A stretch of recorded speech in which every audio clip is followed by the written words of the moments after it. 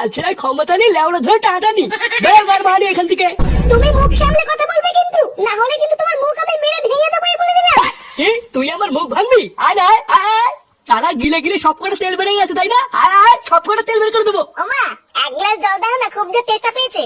জল তেষ্টা যখন পেয়েছে তখন নিজের জলটা নিজে নিয়ে রেখে যা, আমি পারবো না। হ্যাঁ তা পারবি কেন? পারবি তো শুধু থালা ভরে ভরে গিলতে। বাড়া তোর বাড়ছে তো বাপটা তো শুধু গিলার জন্য আমার কাছে পাঠিয়েছে, আর কি বলছিতে পাঠিয়েছে? কি তোমার এত বড় সাহস, তুমি আমার বাবা তুলে কথা বললে? বেশ করেছি বলেছি, কি করবি তুই আমার? কি গো, একটু জল দাও তো, খুব জোর জল তেষ্টা পেয়েছে। দেখছো না আমি একটা কাজ করছি? রান্না ঘরে গিয়ে নিজে গিয়ে নিয়ে নাও, গে যাও। নিজে গিয়ে নিয়ে নেবো মানে? বাবা দেখছো না আমি একটা কাজ করে এসেছি। লেওরা কি এমন বালের কাজ করছো যে তোমার একটু জল দিতেও কষ্ট হচ্ছে? কাজ করে এসছে তা কি এমন বালের কাজ করে ফিরলে শুনি যে নিজের বউয়ের একটা শখ পূরণ করতে পারো না? শালা একটা কাপুরুষ, ঘরের বউ ছাড়া তোর কারোর সামনে মুখ খোলে না।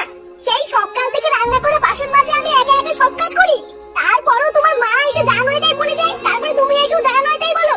আমি কি এইসব দেখার জন্য তোমার এই বাড়িতে এসেছি নাকি? হ্যাঁ, উনি নাকি আবার কাজ করে এসছে, বড় কাজের ভাতার।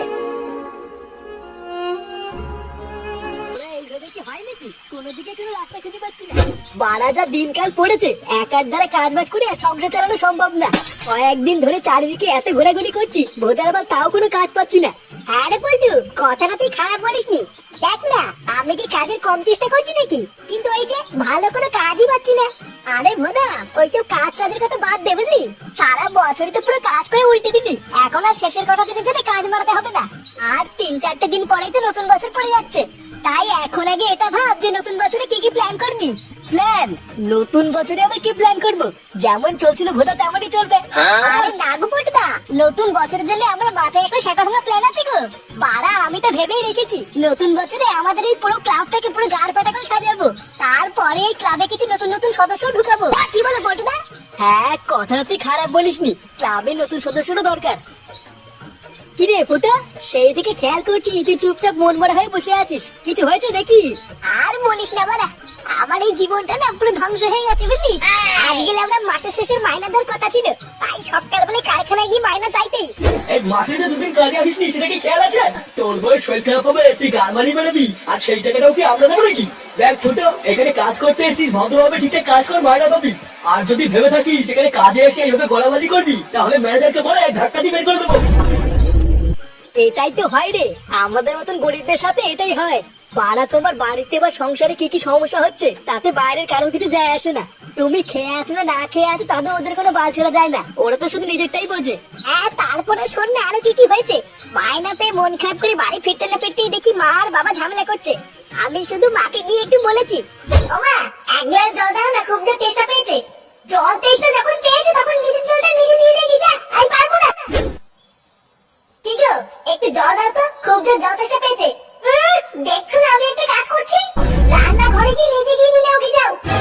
একই রে ফুটো, এই তো দেখছি তোর বাড়িতে তোর কোনো দামই নেই। পাড়া তুই সারাদিন তো কষ্ট করে পরিশ্রম করে কাজ বাজ করে বাড়ি গেলি, আর তোকে কেউ এক গ্লাস জল পর্যন্ত দিল না। বাড়া আমাকে কেউ এক ফোঁটাও ভালোবাসে না জানিস। আমি সারা দিন রাতে কষ্ট করে পরিশ্রম করি, তাও বাড়িতে আমাকে এক ফোঁটাও কেউ দাম দেয় না। আমি তো ঠিক করে নিয়েছি, আমি লেওনার এখানে থাকবো না, আমি অনেক দূরে চলে যাবো।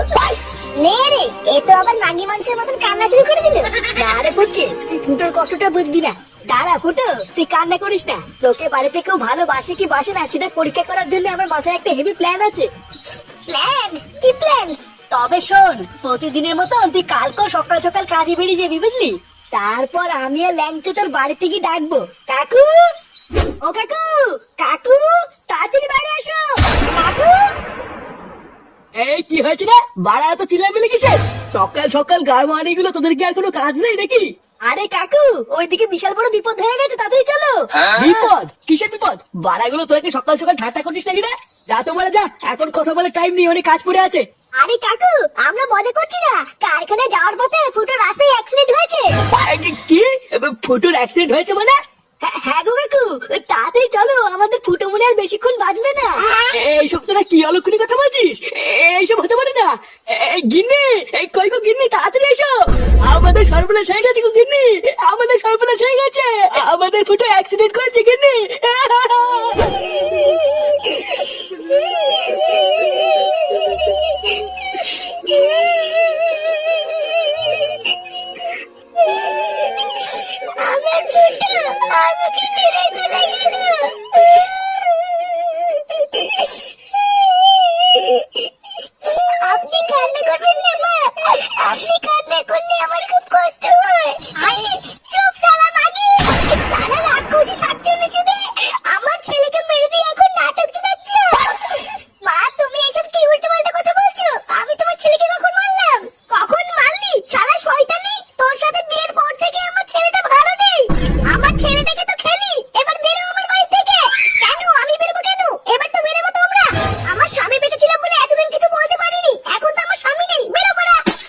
এইসব তুমি কি বলছো বৌমা?